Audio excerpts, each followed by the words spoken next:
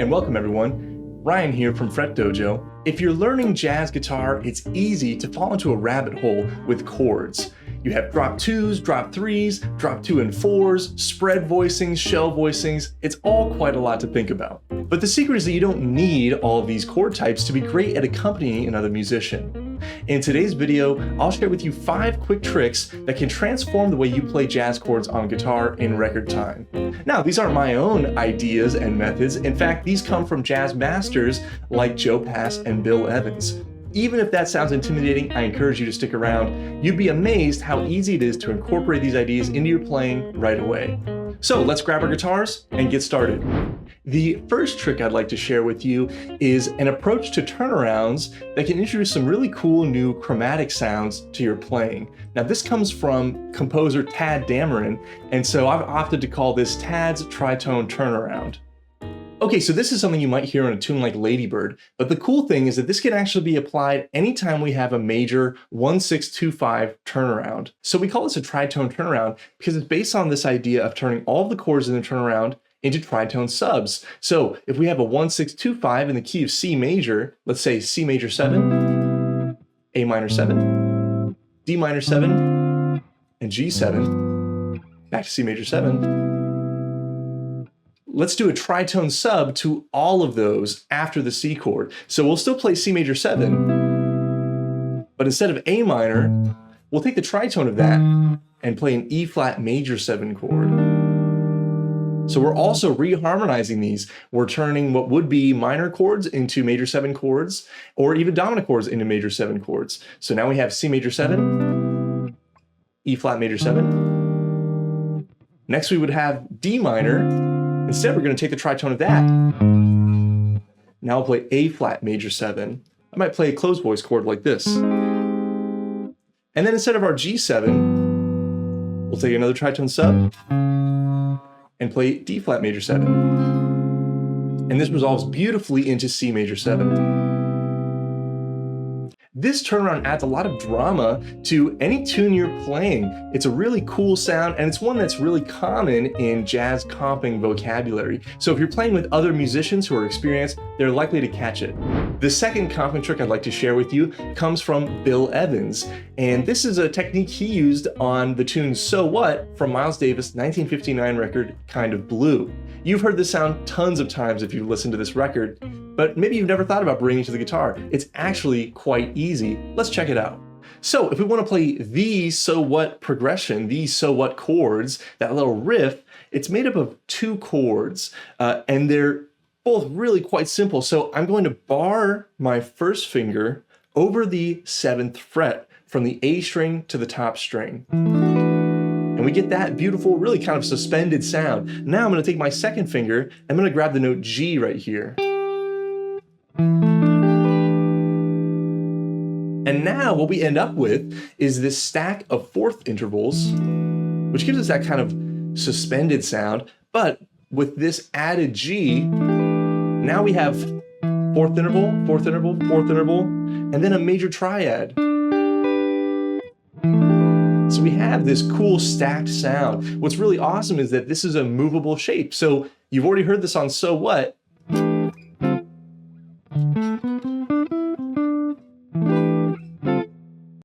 But what's really cool is that this can actually be moved around throughout the entire scale of whatever key you're in. So in this case, we're in like a D Dorian position. So let's just check out a couple of the other shapes we can use using this pattern.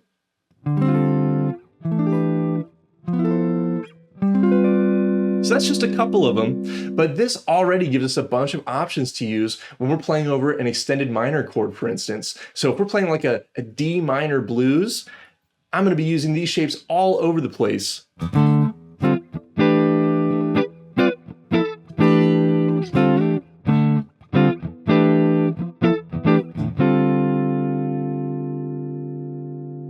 These are also a great choice to use for a 2-5-1, especially when we keep in mind the triad that exists on the top of that chord. So if I look at this D minor So What voicing, I have an F major triad on top of that chord. So let's say we want to play a 2-5-1 in the key of C major. Here I have my D minor chord with an F major triad on the top of that chord. When I play my G7 chord, I can actually move that triad down a half step. And now I have a G13 with a flat 9, or an E major triad over G. So we can hear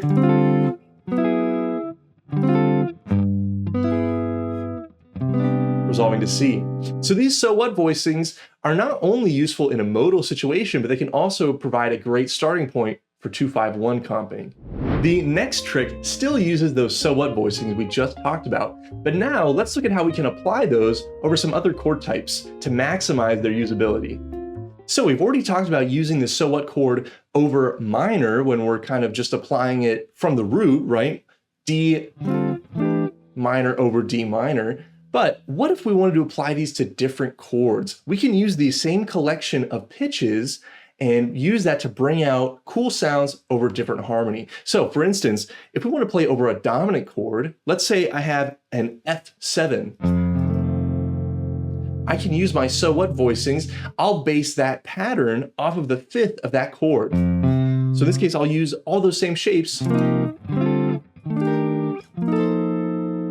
but based off of C minor as my starting point.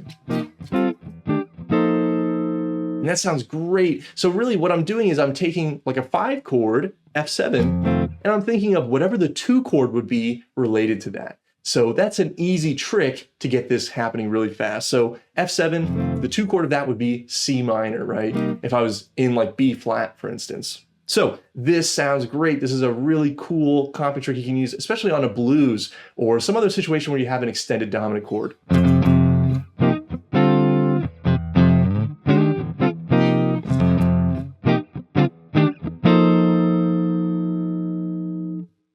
Another situation we could use these so what voicings is applying them over major chords. Let's go back to that first D minor so what voicing we played. Again, I'm just barring my first finger over the 5th fret, and then I have my second finger on the B string grabbing an F. And that's the so what voicing shape. Now, this could work beautifully as a B flat major chord. I don't have to, but I could grab this B flat down here. This is a bit of a finger twister. That's a beautiful B flat major 6-9 sound. We have the 3rd, the 6, the 9, the 5, and actually the major 7 as well. So it's a 6-9 with a major 7. And so you can really easily bring out this sound. You just have to base this off of the 3rd of whatever major chord you're playing. So if I wanted to play a C major 6-9 with a major 7, I would play this E so what voicing. How about an E? I'm going to use this G sharp so what voicing. Again, just that first minor shape, and I'm basing that off of the 3rd of whatever chord I want to be playing that major 6-9, major 7 sound over.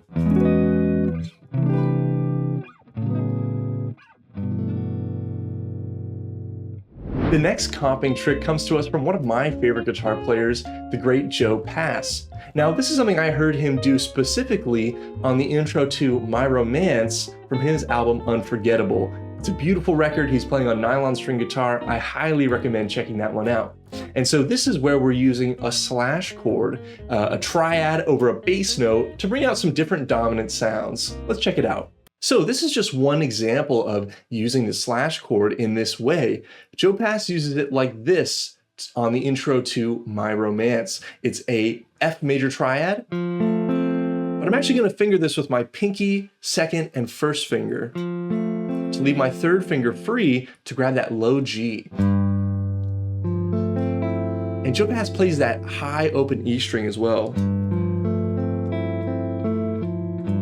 So it's beautiful. We have F major 7 over G, which is giving us a really beautiful suspended dominant sound. So this is going to act like a G7. We're still going to resolve to C major, but right now we don't have that tritone happening with that B natural. So this doesn't really need to go anywhere yet.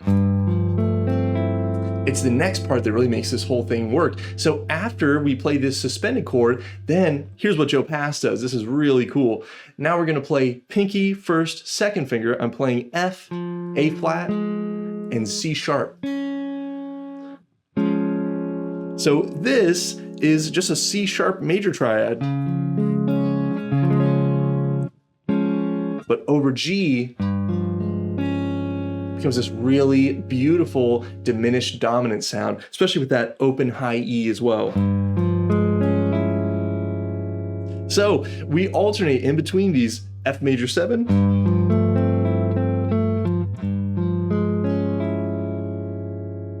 and then of course resolving to C. So that's just one example of how we can use the slash chord, and that too is a movable shape. So we could take this F over G, and why not play B flat over C? So now I'm up at the 8th fret. That's where my C is going to be, and then B flat triad over C. Same kind of alternation there, going from B flat triad, now I'm playing a G flat.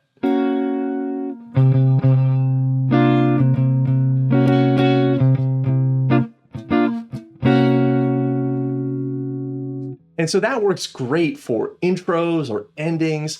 It's just a really kind of pianistic approach to playing the instrument, which is really, really cool. Now, this also works for anytime you want to do a 2-5-1, or really anytime you have a dominant chord. So let's say we want to take that same example, B flat over C, and turn that into a 2-5-1. So if I have an if I have a G minor chord, I'll even use solo voicing. G minor, B flat over C.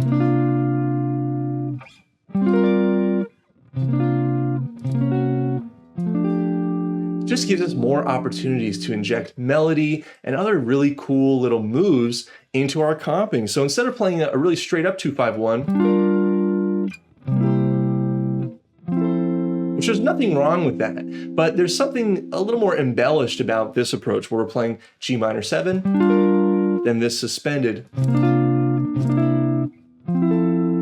And that time I did something even simpler. I took my B flat triad and I just shifted the first finger down to grab that E natural.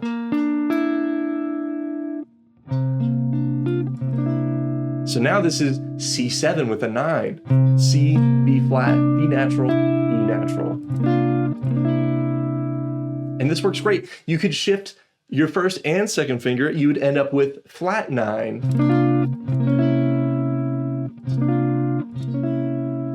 And if you barred your first finger, you'd have a B flat triad singing out in the top register. Shift it down. Now you have a full dominant 7, flat 9, 13 chord. So this is a really powerful kind of approach where we can access a ton of different really cool dominant sounds pretty easily. The last trick is hard to attribute to any one jazz musician. It's one that you'll hear all over recordings if you're checking out jazz music, and this is a chromatic 2-5-1. So anytime we have a long 2-5-1, which is to say a 2-5-1 where we have a full measure of the 2 chord, a full measure of the 5 chord, and then a resolution, we can insert 2 quick 2-5-1s, where we have 2 beats of a 2 chord, 2 beats of a 5 chord, 2 beats of a 2 chord, 2 beats of a 5 chord. And so the way we do this is we insert a 2-5-1 a half step higher than the original 2-5-1. And so this gives a really cool kind of tense chromatic sound to those 2-5-1s. You'll hear this a lot on tunes like Have You Met Miss Jones, which have that long 2-5-1 at the end of the A section. So let's say we're playing Have You Met Miss Jones. We don't need to worry so much about all the other chords in the A section for now. I really just want to focus on that 2-5-1 at the end. So we have a long 2-5-1, G minor 7 for 4 beats, then C7 for 4 beats, resolving to F. Instead of that,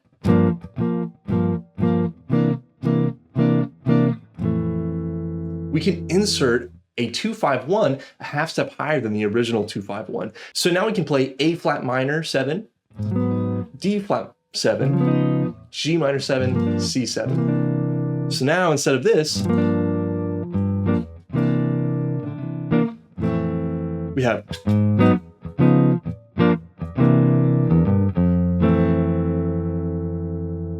So this adds a lot of chromatic interest to what would otherwise be a pretty normal progression, and you can do this with any long 2-5-1.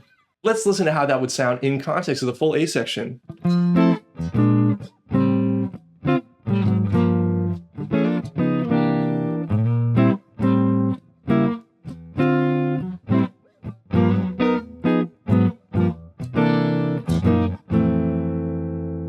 Now, I'm using some other embellishments there, but you can hear how dramatic that Chromatic 251 is. And that's something that soloists really like to hear too, because it gives them some ideas of how they can approach that 251 differently. So this is a really great comping trick. It's one that I use all the time.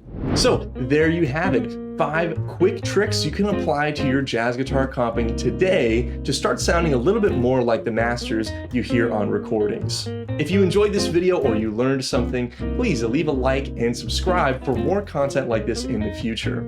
Go ahead and leave a comment letting us know which one of these is your favorite, or if there's any other comping tricks that have helped you in your jazz guitar journey. And if you're interested in learning more strategies like this for comping, as well as other cool tricks for jazz guitar, check out the description for a special offer on the FretDojo Jazz Guitar Academy. We have tons of resources for tricks like this, including masterclasses with amazing guitar players like Rodney Jones and Barry Green, and we have a wonderful community where you can post your own videos and get feedback from other like-minded jazz guitar students and FretDojo instructors. We hope to see you there.